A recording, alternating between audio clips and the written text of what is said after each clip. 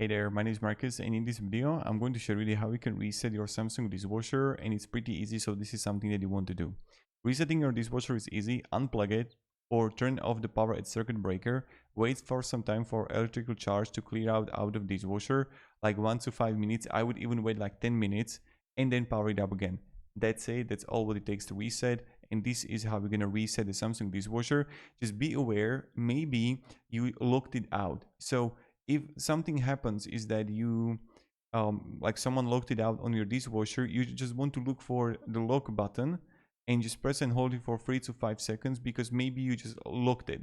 So that's something that you want to also try, is that not only like plug it in, plug it out, but then also press and hold the lock button for 3 to 5 seconds if you mistakenly and got locked. So that's pretty much it, and I hope this video gave you at least a little bit of quick value on how you can reset the Samsung dishwasher.